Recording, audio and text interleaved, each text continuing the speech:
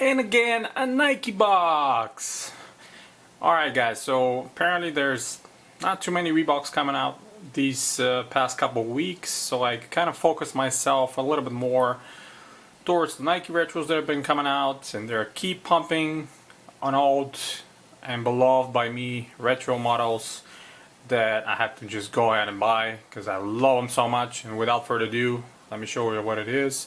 As you can see, I've beat up Nike box, and I don't know what's the deal with this section of the box, the new boxes that Nike provides that are cutting off, probably saving money on, you know, weight of the boxes and all that, but that collapses the box pretty bad right here when it's pressed. And apparently Eastbay are shipping their boxes in their sneakers in garbage bags. This one wasn't just a plastic bag, so it came like this. Obviously, you know, if you're getting an expensive pair of shoes that you're or dear to yourself, you would like to have a pristine box, but it is what it is. I intend to wear these a lot, so I'm not that upset. But if I drop, let's say $200+ for a pair of sneakers and they come like this, I'll be very, very pissed. Anyway, mini rant. So as you can see, I got another pair of Air Huarache. Originally retailed for $100. That's what I paid after all the discounts and taxes and all whatnots. But this one is one of the original colorways, and now it's called White, Sport, Turquoise, University Gold. And I remember these when they were released back in the day. I had friends that had them, and obviously I could not, so now I got them. One thing to notice about this model, and I'm sure those of you that have it already know, they go half size too small, so you always have to go up half size. And you guys know that I have the other colorway, the other original colorway, the first one that came, the screen green, which is actually my favorite. And if you can see the box here, we don't have this silly section cut off, but this is the screen green, which I also got the size 9. I'm gonna pull one of them for a quick comparison to this one, so we can talk about a few things. But let me start first with this one. Obviously, super classic model. I love it so much. Back in the day, they were a huge thing when they came out. And funny, back in the day when they actually came out, people were kind of thrown off by the look of the shoe and by the lack of any swooshes all around. At that time, Nike was putting swoosh on anything, and just to have this branding on the heel counter that says Nike here, kind of low key and little air there, was an interesting touch. And of course, we had the tiny Nike Air on the outsole. The model featured a full-length encapsulated air unit.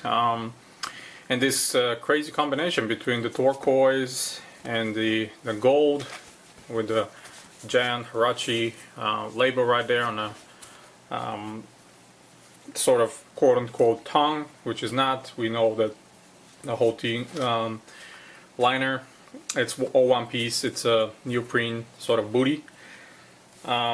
One thing to notice, and I'm not sure how the rest of the millions of colorways Nike released, how they are, you know, when it comes to the materials, but these are very different than the first colorway, the screen green. And I'm going to put them side by side and show you what I'm talking about. So first of all, let's look at the turquoise pair. This is a very, very thin synthetic leather right here. All the panels, the toe, this is funny. Back in the day, actually the original one had even thinner synthetic leather, and I don't know what happened to this material, but a lot of sneakers back in the day came with this, especially runners, not only from Nike but a whole bunch of other brands. It was very soft, very pliable sort of material that they put on a lot of these sneakers. I don't know why they cannot recreate that anymore.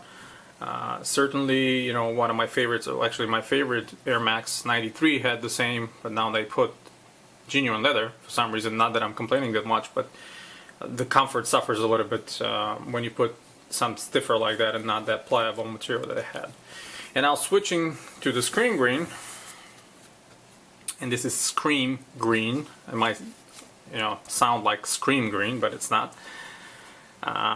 And here, as you can see, we have a very thick tumbled genuine leather, which is, was one of the first things when I picked them up in the store. I was like, wait a minute, that's, Nike doesn't put a genuine leather on shoes that had it back in the day, and on basketball shoes that everybody wants to see that genuine tumble leather or not tumble leather, but they chose to put it in a Huarache that it's $100, and it's kind of a niche when it comes to the liking of this model, because not too many people are crazy about it.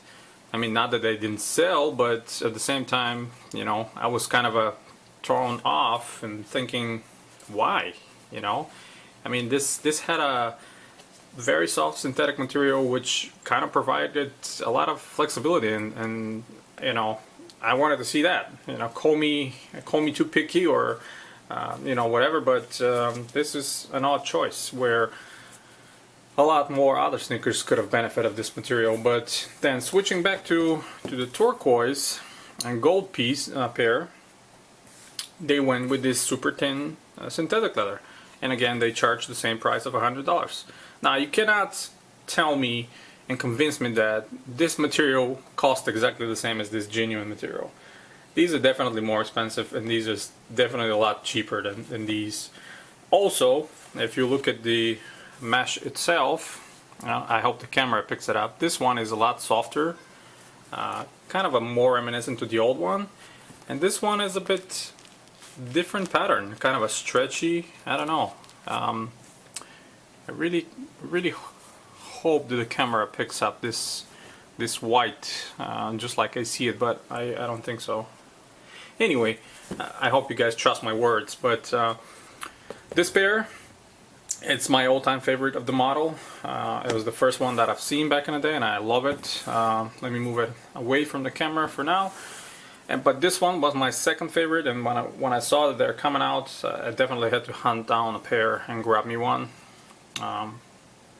East Bay had my size at the time still available, so grabbed it, used some eBaits, used some coupons so I can cut the shipping and the tax or whatever they were charging, and got them around 100, a little bit less than 100, but I'm still happy with that price. One thing to really notice in this complete summer shoe, I know that the summer is almost over, but I live in Atlanta and the summer here is almost up to end of October, so I can wear these a lot this year again.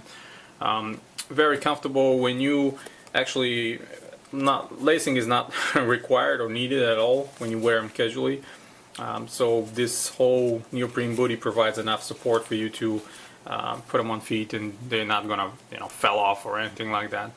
Yeah, if you choose to competitively run in them, which they're actually made for running, obviously, 20 some years ago, 25 actually, you could do it if you lace them and tie them up. But if you're just wearing them casually like I'm planning to do, you'll be good to go. Another difference I found, as you can see, the insole is black with a white swoosh right there, and on the Scream green we have the original insole that said Nike Air, and I hope the camera picks it up. Let me see. Yeah, Nike Air right there. Nike Air right there. Wow, it even rhymes. Anyway, so yeah, it's a bit different. I don't know why they chose that again, but nothing special about those insoles. They're pretty generic on both of them, unfortunately. But yeah, that's okay. At least the EVA on the midsole is soft and pliable, just like I remember it from the old days. And this full-length encapsulated air provides super comfort. Probably one of the, if not the most comfortable and responsive retro from Nike that feature air and not zoom. So that being said, they kind of remind me of the old days. So when I put them on feet, it's that instant reminiscent feeling that I've been chasing with all those retros, obviously, and I really hope you guys like that model as well. I mean, it carries a lot of history throughout the time, and definitely it's a very comfortable summer shoe that you know, you should be getting on. Unfortunately, maybe they produced less quantities that we wanted to see, so they will probably never go to a discount, to a real discount. Some colorways that are less popular, not original, I expect to end up in the outlet, so be on the lookout for anything, you know, around $50–60. It's great for the comfort they provide, just for casual wear. But both this and the other original colorways I had to pay full retail, which I don't feel sorry about because they're super comfortable. I can't emphasize that enough. And yeah, what else I can say? I mean, no flaws really, nothing, no scratches, no extensive glue all over the place, nothing displaced as far as I can see. Really nothing too crazy bad about them. As you can see, the production is 3/11/15, and then you have 5/16/15. So yeah, they were recently produced this year at the beginning. I guess Nike had a big plan to bring a whole bunch of them, including a lot of Color Plus versions, to the market, and I think they're somewhat successful over in Europe. I know that a lot of people love this model, and they've been selling like crazy. But here is a little bit different.